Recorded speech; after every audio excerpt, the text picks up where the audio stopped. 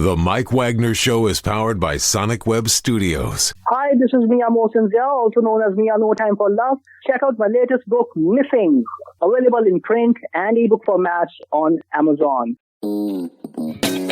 It's now time for the Mike Wagner Show, powered by Sonic Web Studios and sponsored by international award-winning author Mia Mosinzia of Missing. The Mike Wagner Show can be heard on over 40 podcast platforms, as well as hamiltonradio.net, Diamonds FM, and the MikeWagnerShow.com. We can be heard in over 100 countries, featuring over 1,000 well-known and amazing guests throughout the globe. And named one of the top 100 global podcasts in the New York Weekly Times, Hollywood Entertainment News, Los Angeles Weekly Times, Apple, and Chartable. So sit back and relax and enjoy another great episode of the award-winning Mike Wagner Show.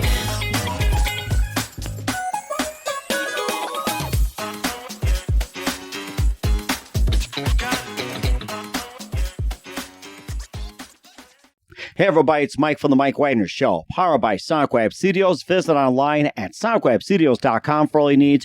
Look at a professional website without breaking your budget. Sonic Web Studios is the answer. Sonic Web Studios offers fast, affordable custom web designs that blow the competition away. Call today, 1-800-303-3960. That's 1-800-303-3960. Or email to support@sonicwebstudios.com. Mention the Mike Wagner Show, get 20% off your first project. Sonic Web Studios, take your image to the next level. Also, time to give official shout out to our official sponsor of the Mike Wagner Show, international warring author Mia Mosinzia. If you love fast-paced mysteries, you'll love Missing by Mia Mosinzia, available on Amazon in paperback and ebook. Missing is fast-paced and intriguing with an unforgettable twist. Takes place in 4 countries, 2 strangers, 1 target, where truth is illusion and those you love be the first go missing. It's available on Amazon in paperback and ebook. Missing by Mia Mosinzia has garnered great reviews, and Eve11 endorsed by Howard celebrities, including Joanna Cassidy, Forrest Riley, and many others. So grab your copy today for Goes Missing by Mia Mosinzia, available on Amazon. Also, check out the Mike Wagner Show at themikewagnershow.com and over 40 podcast platforms, heard in over 100 countries, including Facebook, SoundCloud, Spreaker, Spotify, and iHeartradio. Also, Anchor FM, iTunes, Google Play, Amazon, Audible, Apple Music. Also on hamiltonradio.net, Diamonds FM, Oldies Radio, and a few other networks coming soon. Take the Mike Wagner Show on any mobile device. Subscribe to the Mike Wagner Show on the YouTube channel. Follow the Mike Wagner Show on Instagram and Twitter today. And for great gift ideas, go to Amazon.com and check out the Mike Wagner Show podcast with t-shirts, pop sockets, hoodies, also tote bags, pillows, and more. Go to Amazon.com and check out the Mike Wagner Show podcast. And for more great gift ideas, go to Amazon.com/Mia Mosinzia for great books like Missing, Once, and Wrinkles. Also t-shirts, pop sockets, hoodies, phone cases, and more. Amazon.com/Mia Mosinzia. Also support the Mike Wagner Show on Anchor FM, PayPal, and the MikeWagnerShow.com. Make sure you give generously today. We're here with a terrific gentleman who is a retired engineer and manager in the aerospace industry. He was born of 7 of 8 children on a farm in Oklahoma. Left the farm at 17 to work in commercial jobs, paying his own way through 2 college degrees. His vast work experiences from labor to engineering manager stretches from Texas to North Dakota and from Massachusetts to Arkansas, contribute to his current novel, which is called Taresamongthewheat, which is volume 1. And, of course, the book reimagines the tales of his relatives' experiences during the late 19th, early 20th centuries from the perspective of the South Great Plains, including World War I, the Influenza of 1918, the oil boom and bust, the Roaring '20s, Prohibition, Dirty '30s, the Dust Bowl, and, of course, he's got a lot of great stories as well, too, and also an upcoming book, which is called Death in Tomorrow's Shadows, which will pretty much just goes further into detail as well. And live, ladies and gentlemen, from the Plus Studio somewhere in beautiful Oklahoma, the multi-talented author of the book, Taresamongthewheat, Volume 1, and upcoming Death in Tomorrow's Shadows. Ladies and gentlemen, we have Melvin James. Mel, good morning, good afternoon, good evening. Thanks for joining us today. Oh, good evening to you, and thank you, Mike, for having me. Well, it's great to have you on board as well, too. And you've got a really interesting history Mel, I got to say that you're a retired engineer and manager in the aerospace industry. You're born of 7 of 8 children on a farm in Oklahoma. You left at 17 to work in commercial jobs, paying your own way through 2 college degrees. Your work experiences go from labor to engineering major, going from Texas to North Dakota, from Massachusetts to Arkansas, which contributes to your novel Taresamongthewheat, Volume 1. And, of course, your book just reimagines the tales of your relatives' experience during the late 19th through early 20th centuries from the perspective of the Southern Great Plains, from World War I, the Influenza of 1918, the oil booms, the oil bust, the Roaring 20s, Dirty 30s, Prohibition, Dust Bowl, and more. And, of course, the upcoming Death in Tomorrow's Shadows, which pretty much just, goes into the further detail. And before getting to all that, Mel, tell us how you first got started. Well, I was in engineering college, and I had to take one of those electives, and I happened to take English literature to fill that elective requirement as an engineer. They didn't want engineers to be all math and science, and the professor of the English literature class told me then, I was a junior in engineering, that I should be into literature. He especially liked the way I wrote, but I had to tell him that I'd spent too much time and effort in engineering to change majors as a junior in college. So I went on through engineering, completed that, went into industry in electronics and computers, decided they were trying to make too much of a technocrat out of me, just at a desk, software programming all day. So I went back to college, got a second degree in business, went back into the aerospace industry and worked my way up to management. So I had a career that took me a lot of places. I worked on Air Force One. I worked on the Boeing 747 Doomsday airplane and some other airplanes, foreign head of state aircraft, reconnaissance aircraft, and so forth. But I retired from all of that just a few years ago, and when I retired, I wondered about if I really could write, so I spent my spare time writing this novel, using as what my professor had told me, write what you know about. And I knew about my relatives, my ancestors. All 4 of my grandparents took part in the Oklahoma land run, the famous Cherokee Strip land run that was the basis for the movie Tom Cruise and Nicole Kidman, Far and Away. Okay. So all 4 of my grandparents were there, and they were mixed heritage. My grandfather on my mother's side was Czech. My mother's mother was a Irish woman, full-blooded Irish. So my mother was the daughter of a Czech and a full-blooded Irish woman. My father, his parents were German and Dutch. Huh, interesting. So I was born out of that mix of different heritages of all pioneers. And when we would get together, all the families were large. The grandparents would tell stories going back as far as they could remember into the middle of the 19th century. Mm-hmm. Some of them were superstitious. They had their own odd ways of looking at things. So I remembered all those, and I thought, well, I'm just going to write that colorful history, all of those types of superstitions and the habits of those people and what they went through, their trials and their efforts. So I used history as a background. It's not a historical novel. It's what I call a classic literary fiction novel. And it's an epic 2-volume novel. Both volumes have the same title, Taresamongthewheat, Volume 1 and 2. Collectively, it's longer than in words than Gone with the Wind. Mm-hmm. But fear not, it's not as many words as War and Peace. Mm-hmm. But it is an epic novel. It took a lot of words, and that was even after I'd kept the words back again and again, as my editor kept forcing me to do. Still, it was a large book because it had just a lot of story to it. It's got stories within stories, frame stories. And I've included a lot of that ethnic background. It begins with an Irish family in Ireland about 1875. They come to New York City, where most Irish came through Ellis Island. In New York City, the father worked as a carpenter. The son had to quit school at 6th grade when his father was injured, and he went on to become a wagon driver, a wagoneer, they called him back then, hauling freight. And he marries a girl from Kentucky when he's working there, and they move on from there to Oklahoma just after the land run. Wow. And so they have one son, and the son grows up and meets and marries a German immigrant's daughter, who was a wheat farmer and a dairy farmer.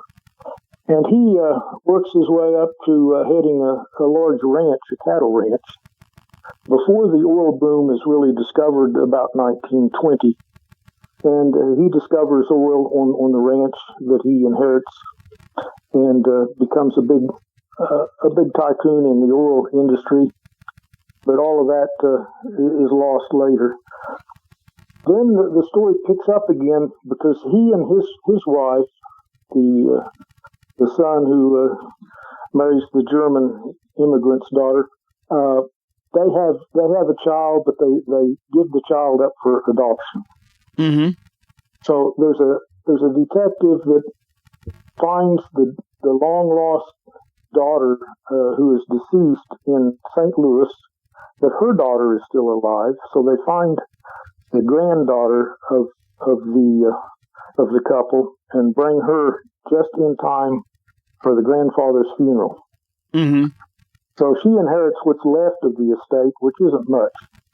But there are a number of trials and tribulations. The story is much about people's ability to overcome obstacles, to be persistent, to be durable, and continue to work towards a good future for themselves as well as their children.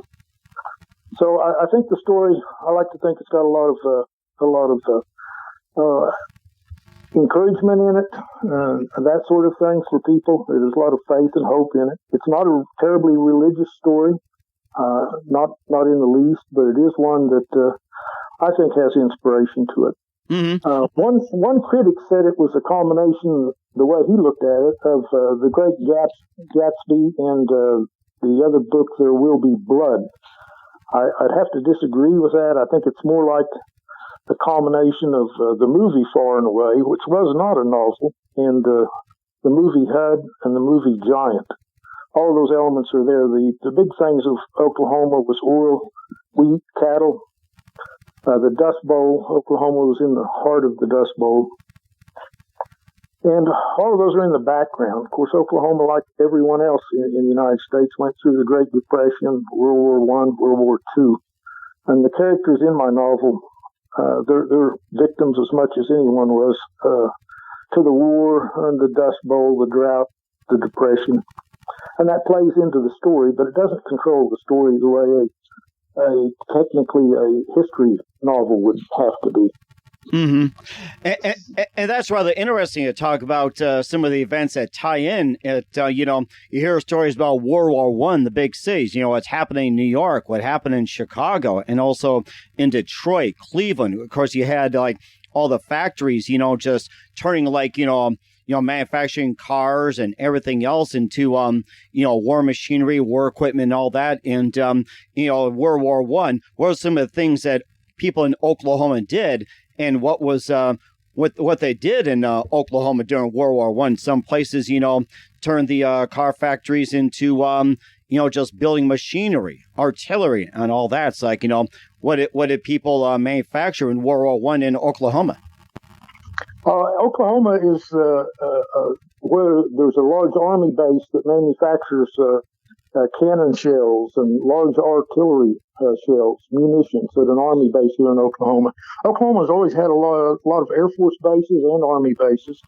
Because of the terrain as well as the weather, Oklahoma was chosen as one of the premier vicinities in America for Air Force bases where they trained many World War I and World War II pilots, as well as a lot of lady pilots who flew from Oklahoma to pick up airplanes at various airplane factories and fly them across the sea to the war effort, and then come back to America and pick up another airplane and fly it over also.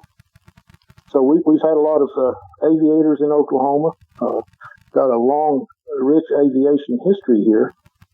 But Oklahoma's part in World War I was primarily just giving up a lot of farm boys to go to the war. A lot of them didn't come back. Mm-hmm. Ironically, some of those died of that swine that flew from Spanish flu, rather than the 1918, yes, rather than from the battlefield. But my wife's father was in World War I. My ancestry, I had ancestors in World War II. I don't know that I had any in World War I, but my first Harwick grandfather came to America in 1732 to Philadelphia and fought in the Revolutionary War. Interesting. So my daughter is eligible to be a daughter of American Revolution by the requirements there. Okay. All right. And that sounds like a really good history right there, too. You talked about the influenza of 1918. Let me try to, fix here just a minute here. We're having some technical difficulties here on the Mike Wagner Show, and it's also powered by Sonic Web Studios. Okay, we're back on now with Mel James here, and you talked about the influenza of 1918, where they caught the Spanish flu, overseas and everything. There have been stories, talking about the influenza of 1918 and how most cities handle it. How do people in Oklahoma handle the influenza of 1918? Well, fortunately, the population in Oklahoma was scattered. There weren't a lot of places of high density outside of the cities.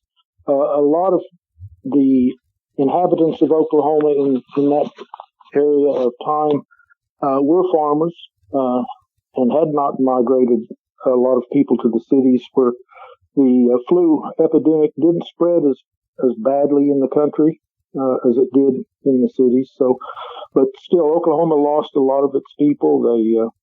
They had a lot of people trying to stay isolated to prevent catching the Spanish flu.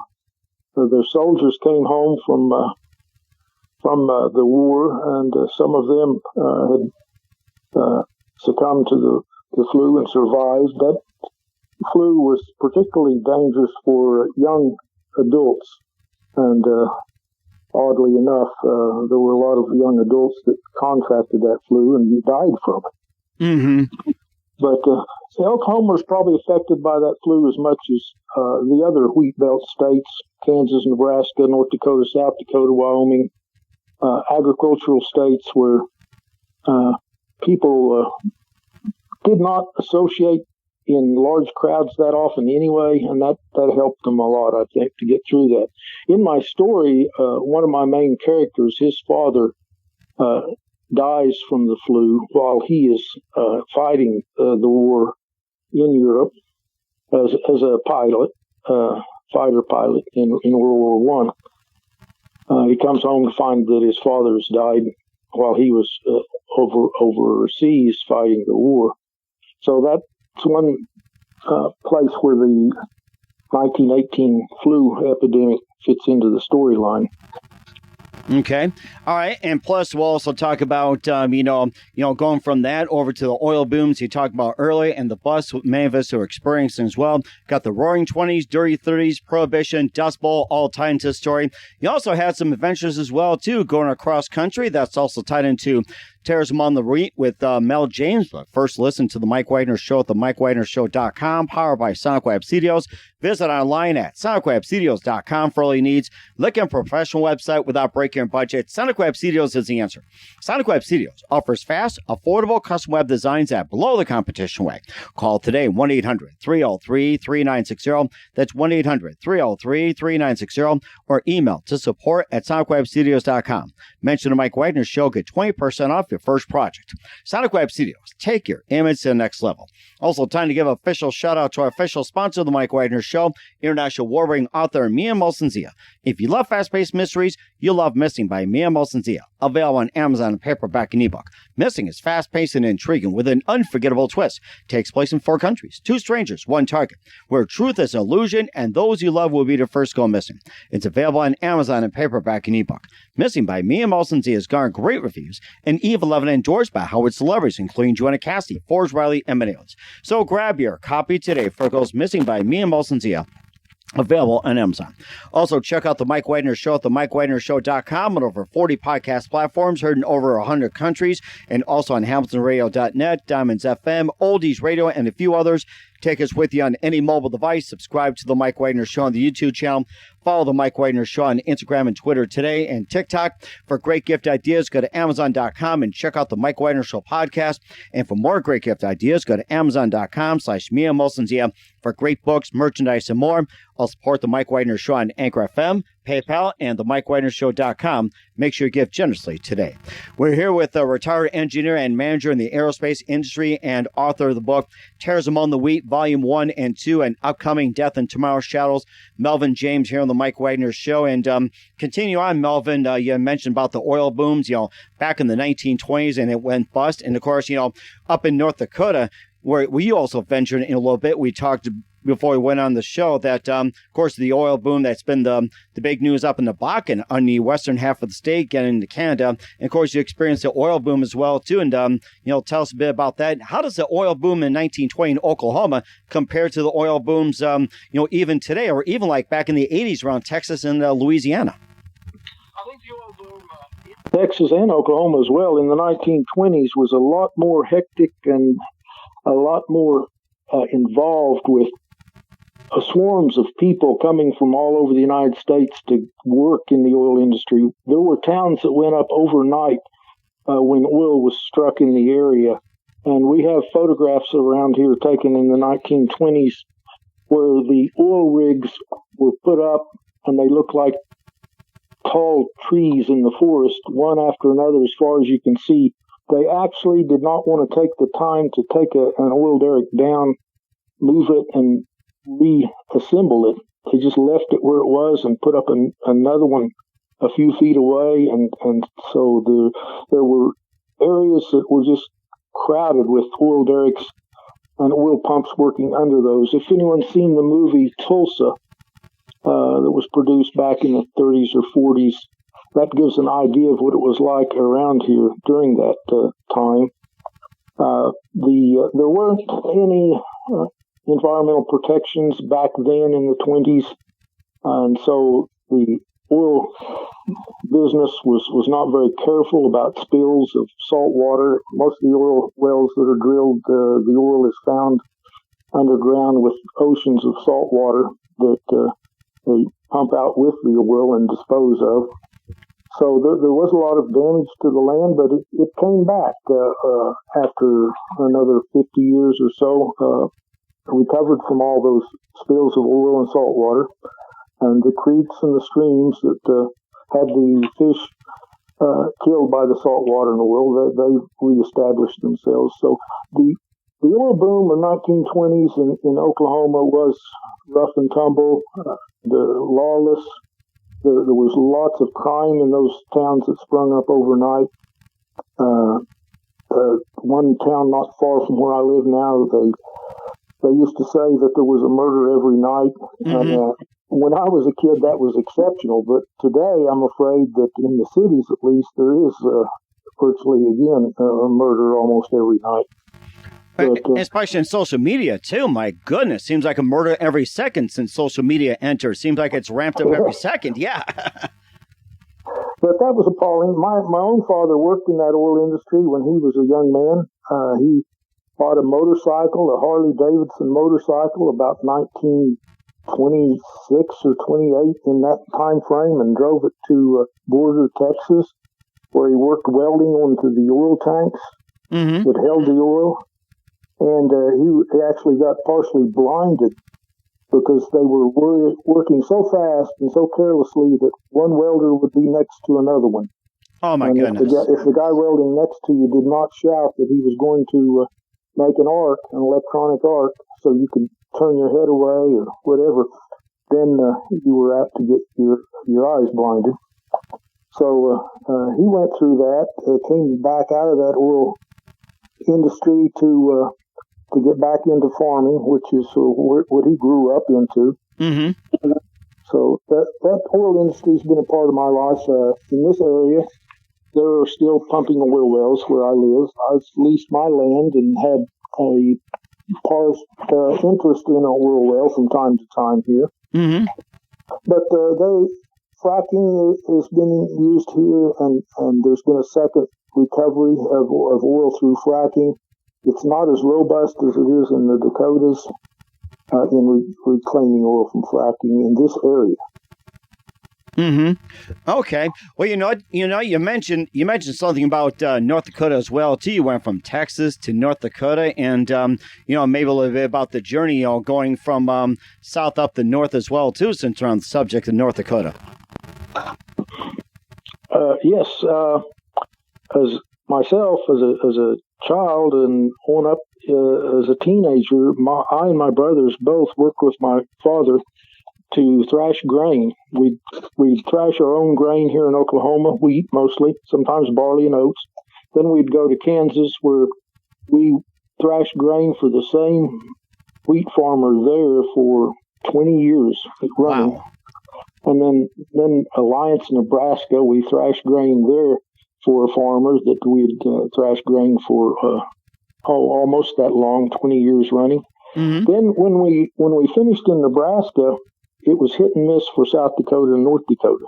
But many a time I would get back to Oklahoma after school had already started, because we'd cut grain all the way up into the 1st of September in North Dakota.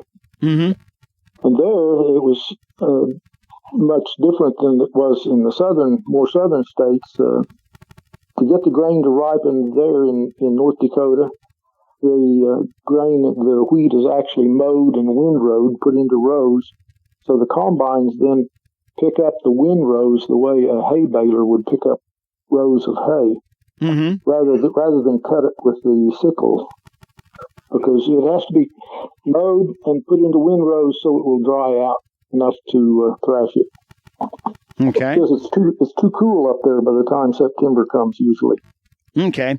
I see that one makes sense as well, too. And then later on, you went from Massachusetts to Arkansas. You did some car repair. You also decoded top secret Soviet telemetry by hand in Aleutian Islands. And you also evaluated computerized precision machinery in Japan. You also picked lemons by hand in California. That had to be fun.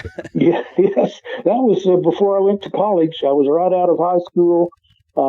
Didn't have anything to do, and that urge to go to California and see if I could strike gold there, so to speak, overwhelmed me. I was 17. Mm-hmm. I went all the way to California, and the only job I found was picking lemons at 60 cents a bushel. Wow. And I found out real quick that lemon trees have thorns that are about 3 inches long, 2 to 3 inches. And it will tear your shirt up in 4 hours of work if you really try to pick lemons, as well as scratch up your arms. But that, I think, was a good incentive for me to come back home and work harder to get through college. Mm-hmm. But talking about decoding encrypted data, that gets into my next novel that I'm about halfway through with, Death in Tomorrow's Shadow. It takes place in a fictitious electronic surveillance base in Alaska, in the Arctic Circle, is where the murder takes place. And again, I'm going back to what my professor always told me: write what you know about. I spent a year there in the Arctic Circle working in electronics at a electronic surveillance base, where we actually intercepted every electronic signal from radar to very low frequencies and everything in between of all modulations, and used those to screen for intelligence that we could gather from those signals. So that story that I'm writing now is roughly based on that experience, but necessarily because a lot of that was sensitive information, sensitive data, I am writing fictitiously, writing with only that in the background, without much detail of that particular electronic surveillance work. Mm-hmm. And of course, that's come up in the second book, Death and Tomorrow's Shadows, as well too. And Yes. and just to cover up some of the other errors as well too, we'll touch base more with Mel James and more about Tares Among the Wheat, and also Death and Tomorrow's Shadows, and what's coming up for Arthur Mel James. You listen to the Mike Wagner Show at the MikeWagnerShow.com, powered by Sonic Web Studios. Visit online at sonicwebstudios.com for all your needs. Also brought to you by our official sponsor, the Mike Wagner Show, international war ring author Mia Molson's Missing, available on Amazon in paperback and ebook. We'll be back with author Melvin James of Tares Among the Wheat, Volumes 1 and 2, and the upcoming Death and Tomorrow's Shadows after this time out. The Mike Wagner Show is powered by Sonic Web Studios. If you're looking to start or upgrade your online presence, visit www.sonicwebstudios.com for all of your online needs. Call 1-800-303-3960 or visit us online at www.sonicwebstudios.com to get started today. Mention the Mike Wagner Show and get 20% off your project. Sonic Web Studios. Take your image to the next level. Hey everybody, my name is Forbes Riley, and I'm an American actress and a TV host. And I was delighted when I got my copy of Missing, which is Extraordinary Relation of Ordinary People based on a real life relationship. It's well written. It's amazing. You know, it talks about a man who has lost his wife and his daughter, and it's very well done. I'm going to highly recommend that you go get your copy of Missing. It is a powerful, exciting read. Mr. Mian Moshe Zia. He is the author of Missing. And I want to give a big shout out and a kiss all the way halfway around the world to my dear friend. Check him out at Mia's website. It's called www.miamoshenzea.com. Missing, available on Amazon. Again, I'm Forbes Riley, and I will see you again soon. Bye-bye. Hey, this is Ray Powers, and boy, are you in luck. Right place, right time. Tuned in to the Mike Wagner Show. You heard me. We're back with author Melvin James of Tares Among the Wheat here on the Mike Wagner Show, and the upcoming novel Death and Tomorrow's Shadows. And just to get a couple of things as well too, and going back a little bit to about Tares Among the Wheat, and also the oil boom as well, is also tied into the Roaring '20s, also Dirty '30s, Prohibition, and the Dust Bowl. It seems to all combine together, especially in that story. And of course, you hear about those like in the big cities, but Oklahoma, it's like, is it any different, or maybe just a bit more varied? Well, definitely Oklahoma was the centerpiece for the Dust Bowl. And Oklahoma also had a very colorful history in the days of Prohibition, since Oklahoma was one of the very last states, not until the 1970s, 60s, wow, to allow hard liquor. They did allow beer, and for all the time from the 1930s clear up to 1960s, 35-year period, the only beer you could buy in Oklahoma was 3.2%. Oh, my goodness. And so during that time, there was a number of illegal stills, whiskey stills, and bootleggers who would run the whiskey from those stills. There were also bootleggers that just drove to Kansas, bought whiskey, and brought it back to Oklahoma and resold it for a profit. It's kind of interesting. My father was a mechanic during the 30s and 40s. He did mechanic work for Chrysler, Plymouth, while the wheat was growing.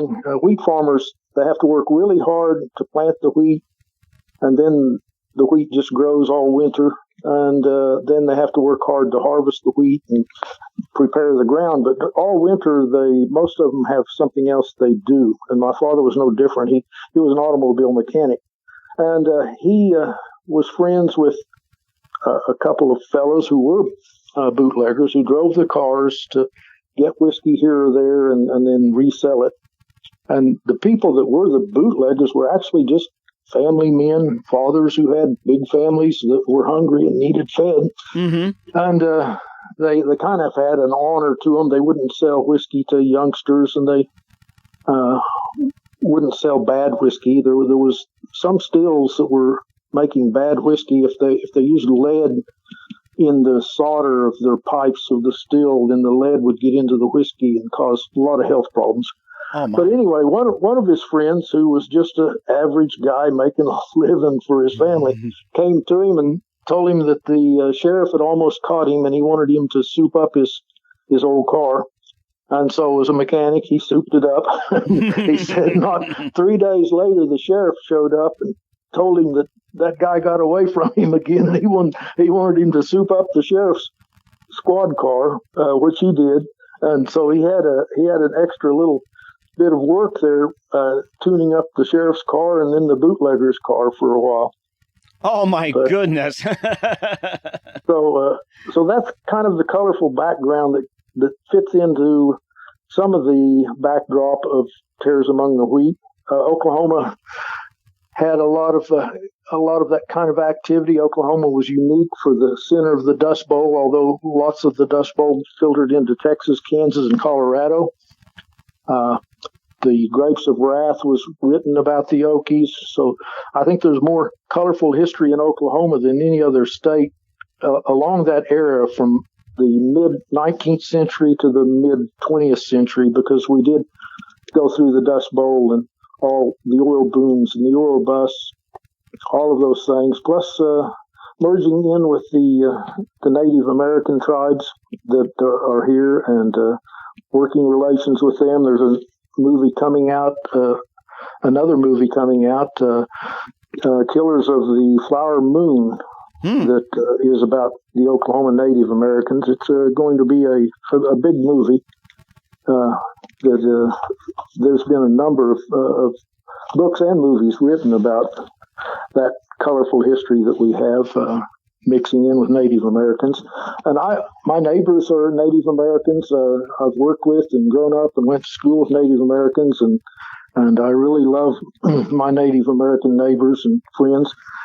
I've included in my novel some characters that are Native American and some legends that are Native American, and tried to write about those respectfully and with dignity, because our Native Americans are dignified and respectable and very hardworking and earnest, good citizens.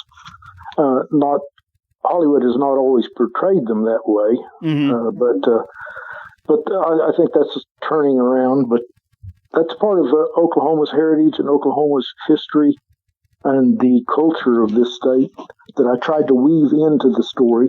The long storyline also has legends and curses that go all the way back to Ireland that are alleged in the story. It's got some mysticism in it. One of the main characters meets a gypsy woman in Kentucky, and incidentally, she happens to meet up with him again later in Louisiana, and she carries him in her gypsy wagon called a Vardo from Louisiana to Oklahoma for the land run. And that's in the story. Wow, that is interesting. And I was going to get that part. You have been to Ireland. You also been to Israel, Czech Republic, Canada, Japan, and Spain, Hungary, traveling overseas, tying those stories. And you also went to school. You also went to work. And, tell us a bit about the ventures as well, too. Oh, yes. I've traveled a lot with my jobs as well as since I retired, just for the sake of seeing other countries and with my wife. I went to Japan with a corporation that I worked for that was in the aerospace defense to look at and critique and try to analyze multi-million-dollar machinery that we were purchasing to make aircraft parts with. It's a modern computer-controlled, numerically controlled machinery that with lots of precision and lots of complication in the way it works. So that took me to Japan. That was an interesting trip. The military took me to the Aleutian Islands, where I was engaged there in the electronics surveillance business. Then I had a number of business trips with Boeing across the United States and over to Scotland. There's a General Electric aircraft engine overhaul facility in Scotland.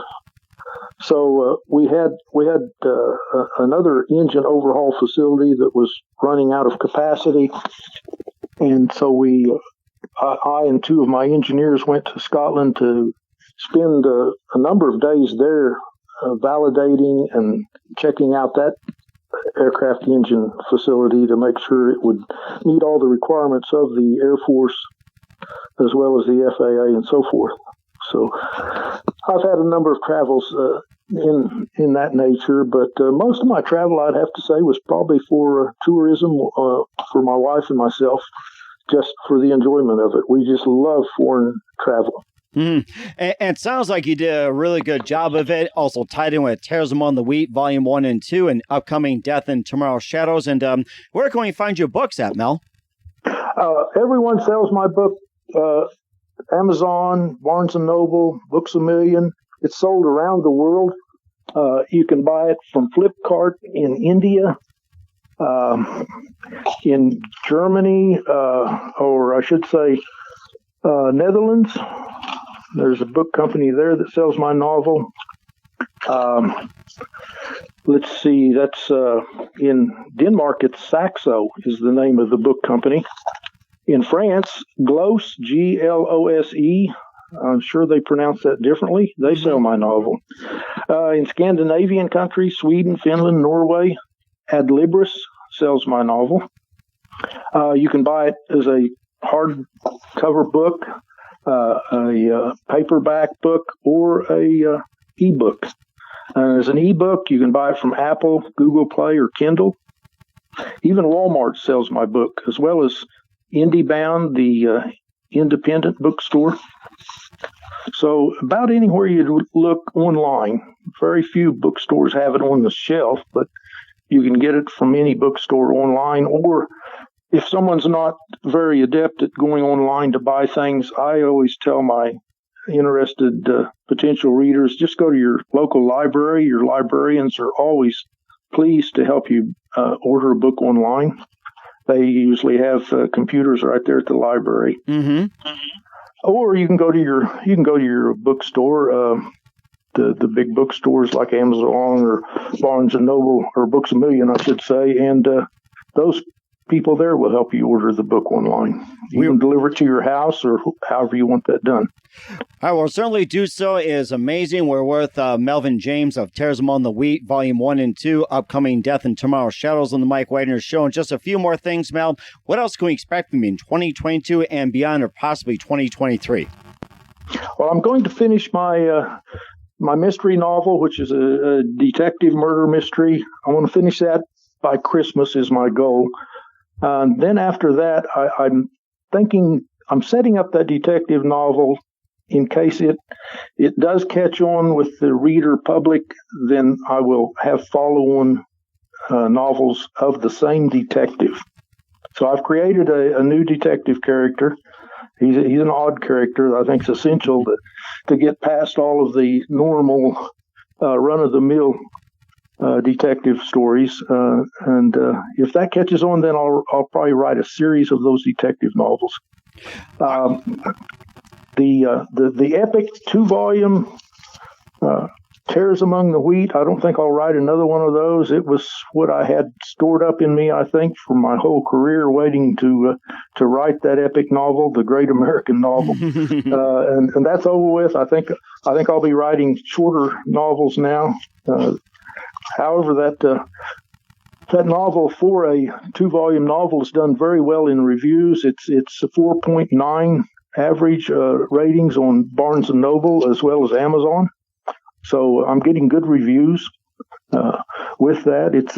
It's not your ordinary book. It's the kind of book you'd want to buy if you have a flight to Australia, or if you're going to spend a lot of time on the beach, or you live in some place like North Dakota, Bismarck, and you're going to be snowed in for 3 or 4 months, then that's the kind of novel you want. It will entertain you, and I like to think it will teach you a lot. I knew a lot about the history, but I also did a lot of research to make sure that everything was accurate. So the novel is self-teaching on a lot of history in that respect. And certainly very interesting. I'll make it a point when we get about 3-4 feet of snow, we'll certainly cuddle up to that book. And who do you consider biggest influence in your career? Now, my career in aerospace, it can be anything. My biggest influence in my career had to have been when I was working my way through college. I could not maintain enough credit hours engagement at the same time I was working 40, 50 hours a week labor jobs. So I dropped one class, and it was during the height of the Vietnam War, and I got drafted very quickly. And I had already completed almost a year in pre-engineering classes, so I had some knowledge in me. They ran me through the battery of tests, and they pulled me out of the line from going to the jungles with a rifle, and said if I'd sign up for 4 years, they would give me some special training. And I signed up for that. So they taught me all the electronics. I went to school for 2.5 years out of a 4-year enlistment, including 8 months at the National Security Agency in Maryland. And they taught me lots about cryptographic decoding, electronic intelligence decoding, demultiplexing of signals. So that got me interested in electrical engineering, and the two of those got me interested into aerospace defense contracting. And so that affected my career more than anything. That is very interesting, and I love it. And what's the best advice you can give to anybody at this point? I would say if you've always had an urge to write, just go ahead and do it. Try it.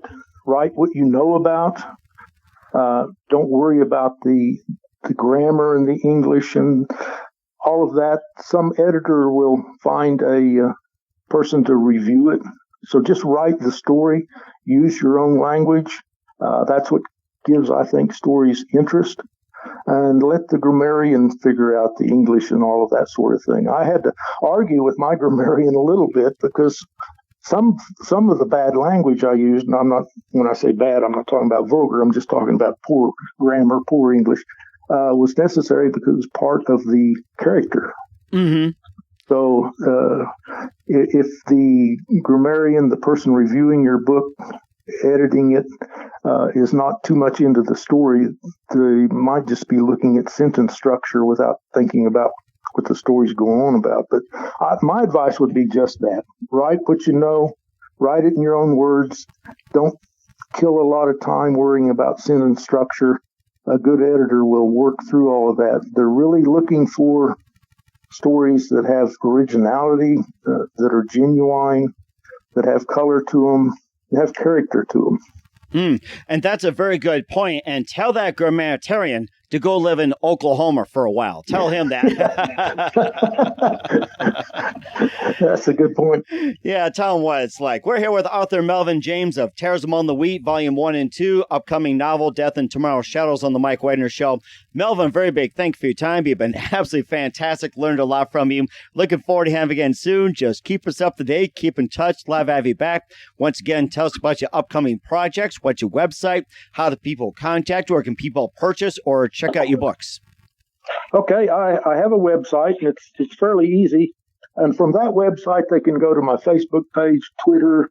They can go to my book pages. They can go to my booksellers. And that website is HTTPS, and the S, I remind people, means it's a secure site, / and the important part, that's all you really need to put into your web browser, is www.h-melvin, melvin-james.com. So it's h-melvin-james.com. All right, we'll certainly check that out. Once again, Mel, a very big thank you for your time. You've been absolutely amazing. Looking forward to having you again soon. Make sure you keep us up to date. Keep in touch. Love to have you back. We wish you all the best. And Mel, you've got a great future ahead of you. Thank you. I appreciate you, Mike. You have a good evening. The Mike Wagner Show is powered by Sonic Web Studios. If you're looking to start or upgrade your online presence, visit www.sonicwebstudios.com for all of your online needs. Call 1-800-303-3960 or visit us online at www.sonicwebstudios.com to get started today. Mention the Mike Wagner Show and get 20% off your project. Sonic Web Studios. Take your image to the next level. Hey everybody, my name is Forbes Riley, and I'm an American actress and a TV host. And I was delighted when I got my copy of Missing, which is Extraordinary Relation of Ordinary People based on a real life relationship. It's well written. It's amazing.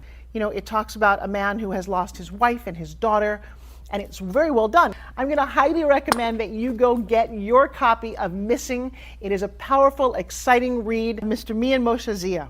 He is the author of Missing. And I want to give a big shout out and a kiss all the way halfway around the world to my dear friend. Check him out at Mia's website. It's called www.miamotionzea.com. Missing, available on Amazon. Again, I'm Forbes Riley, and I will see you again soon. Bye-bye.